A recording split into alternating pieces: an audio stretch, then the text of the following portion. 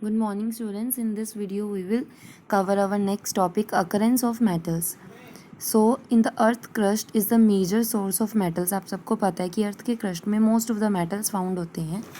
इनमें से सबसे कुछ अर्थ के क्रस्ट के साथ साथ सी वाटर में भी हो सकते हैं. एंड कुछ कैसे सी वाटर में कि वो कैसे प्रेजेंट होते हैं, सोल्यूबल सॉल्ट्स की फॉर्म में प्रेजेंट होते हैं. ठीक है, तो हमने यहाँ पे कैटेगराइजेशन की है इन अर्थ क्रस्ट में जो मेटल्स फाइंड आउट होते हैं या सी वाटर के अंदर जो फाइंड आउट होते हैं in terms of minerals, ores and gangs. ठीक है, सो फर्स्ट मिनरल्स क्या होते हैं, यहाँ मैंने डेफिनेशंस मार्क कर दी हैं. So you may easily learn from them. The elements और compounds which occur naturally in the earth crust, वो सारे elements और compounds जो naturally earth crust में मिलते हैं उन सबको हम क्या कहेंगे, मिनरल्स. ठीक है, सारे वो कैटेगराइजेशन जिसके अंदर से आपको मेटल्स मिलने की पॉसिबिलिटी है. सेकंड, आपके पास at some places minerals contain a very high percentage of particular metal and the metal can be profitably extracted. मतलब अगर आपके ऐसे मिनरल्स जिसमें से आप अपने मेटल को बहुत ईजिली और प्रॉफिटेबली एक्सट्रैक्ट कर सकते हो तो उनको हम क्या कहेंगे, ओर्स. ठीक है, so first definition is minerals, second one is ores. Minerals जिसमें से आपको मेटल्स मिलते हैं. ठीक है, एंड ओर्स आपके क्या होते हैं, जिसमें से आपके पास मेटल्स जो हैं वो ईजिली एंड प्रॉफिटेबली एक्सट्रैक्ट आप कर सकते हो.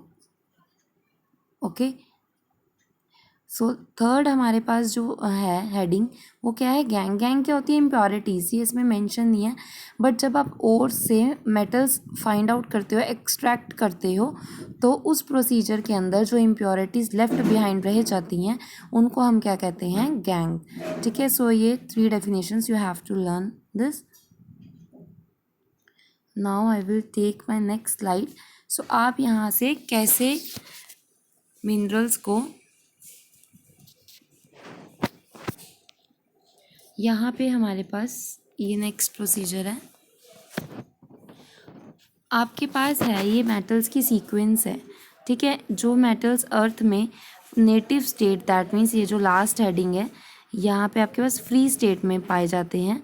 एंड कुछ एलिमेंट्स जो होते हैं वो किस फॉर्म में हैं आपके, जैसे ऑक्साइड और सल्फाइड्स या कार्बोनेट्स की फॉर्म में होते हैं. कुछ आपके जो होते हैं वो सॉल्ट्स की फॉर्म में होते हैं, क्लोराइड, सल्फेट्स एक्सेट्रा ऐसे. ठीक है, तो इसके बेस पे क्या बनाई गई है, ये इलेक्ट्रोकेमिकल सीरीज़ है जिसके अंदर सारे मेटल्स उनकी रिएक्टिविटी के बेस पे अप्लाइड है. यहाँ पे आपके पास जो सबसे फर्स्ट पॉइंट है, यहाँ से आप रीड कर सकते हो, मैंने ये मेंशन भी कर दिया है कि जो आपके टॉप ऑफ द लिस्ट पे मेटल्स हैं वो क्या होते हैं, हाईली रिएक्टिव. एंड जो मिडल वन होते हैं वो मीडियम रिएक्टिविटी के होते हैं. लास्ट वन जो होते हैं वो बिल्कुल ही लेस रिएक्टिव होते हैं. और लेस रिएक्टिव होने की वजह से ही ये native state, that means free state में मिलते हैं. ठीक है, जो आपके मीडियम रिएक्टिविटी के हैं वो हाईली रिएक्टिव स्पीशीज़ के साथ कंबाइन करते हैं, जैसे कार्बोनेट्स, सल्फाइड्स और ऑक्सीजन. इन सब के साथ रिएक्शन करके वो ऑक्साइड, सल्फाइड्स और कार्बोनेट्स बनाते हैं. ठीक है, और आपके जो मेटल्स बहुत हाई रिएक्टिविटी के होते हैं वो chlorines, sulphates, sulphur oxides in सब के साथ कंबाइन करते हैं और क्लोराइड्स और सल्फाइड्स बनाते हैं, सोल्ट्स बनाते हैं. ठीक है, अब आई बात, हम टॉपिक पढ़ रहे हैं एक्सट्रैक्शन का, कि आप उनको कैसे एक्सट्रैक्ट कर सकते हो मेटल्स को उन मिनरल से या उनके ओर्स में से. ठीक है, सो आपके पास जो है लास्ट वाले जो सबसे कम रिएक्टिव हैं, ऑब्वियसली ये तो कैसे हैं, लीस्ट रिएक्टिव है, तो ये तो as it is free state में ही मिलते हैं. सो मीडियम रिएक्टिविटी के जो एलिमेंट्स हैं जो ऑक्साइड सल्फाइड्स की फॉर्म में हैं उनको आप रिडक्शन की हेल्प से फाइंड आउट कर सकते हो. अभी हम ये सारे प्रोसीजर उनकी रिएक्शंस के साथ भी पढ़ेंगे, हर एक का एग्जांपल लेके. जैसे लेड का एग्जांपल लेके, लेड ऑक्साइड की फॉर्म में होगा आपके पास लेड ऑक्साइड, हम उसकी रिडक्शन करेंगे और उसमें से लेड को एक्सट्रैक्ट करेंगे. ठीक है, ऐसे ही हम ये सबका इनका भी पढ़ेंगे. जो हाईली रिएक्टिव एलिमेंट्स होते हैं जैसे कि potassium, sodium, calcium, magnesium, aluminium, इनको आप इलेक्ट्रोलिसिस के फिनोमिना से सेपरेट कर सकते हो. सो ये आपके पास सीरीज़ है और उनकी मेटल्स की डिस्ट्रीब्यूशन है एंड उनको सेपरेट करने की टेक्निक्स है. फर्दर यही आपके पास यहाँ पे मेंशन है.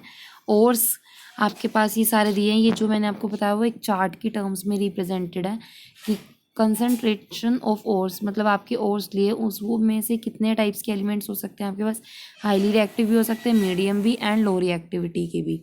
जो आपके पास हाईली रिएक्टिविटी ऑब्वियसली मैंने अभी बताया इलेक्ट्रोलिसिस। इलेक्ट्रोलिसिस क्या होता है, electro means electricity and lysis means break down. So क्या है, break down under the effect of electricity. हमने क्या करना है, उस मोल्टन ओर को इलेक्ट्रिसिटी की प्रेजेंस में ब्रेक डाउन करके उसे प्योर मेटल और उसकी इम्प्योरिटीज़ को अलग कर देंगे। ये भी हम अभी डिटेल में पूरा फिनोमिना स्टडी करेंगे। मेटल्स और मीडियम रिएक्टिविटी अभी हमने पढ़ा था किस फॉर्म में होते हैं, कार्बोनेट्स और सल्फाइड्स की फॉर्म में। तो उन प्रोसेसेस से कार्बोनेट और सल्फाइड को कैसे करते हैं मैंने अभी बताया, रिडक्शन से। रिडक्शन के अंदर यहाँ पे रिडक्शन से पहले अगर और कार्बोनेट का है तो उसकी पहले क्या करनी पड़ेगी, कैल्सिनेशन, ठीक है। और अगर और सल्फाइड का है तो उसकी क्या करेंगे हम, पहले रोस्टिंग। ये प्रोसेसिंग भी हम पूरी डिटेल में पढ़ेंगे कि कैल्सिनेशन क्या होता है, रोस्टिंग क्या होती है। बट ये अभी आपको लर्न होना चाहिए कि कार्बोनेट और हो तो कौन सा प्रोसेस लगेगा, कैल्सिनेशन एंड देन उसकी रिडक्शन। अगर सल्फाइड के ओर से हैं तो रोस्टिंग होगा and then reduction. Metals medium reactivity के आपको पता ही है सल्फाइड्स की फॉर्म में, तो अगर वो सल्फाइड्स की फॉर्म में, सल्फाइड्स के साथ हमेशा क्या होगी, रोस्टिंग एंड देन आपके मेटल आएगा एंड देन रिफाइनिंग। ओके, सो ये सारे प्रोसीजर अब हम अपनी नेक्स्ट वीडियो में स्टडी करेंगे, calcination, roasting, electrolysis and refining, चारों मेन प्रोसीजर। अभी के लिए आपको ये अंडरस्टैंडिंग लेनी है, so read the following pages. Thank you for the class.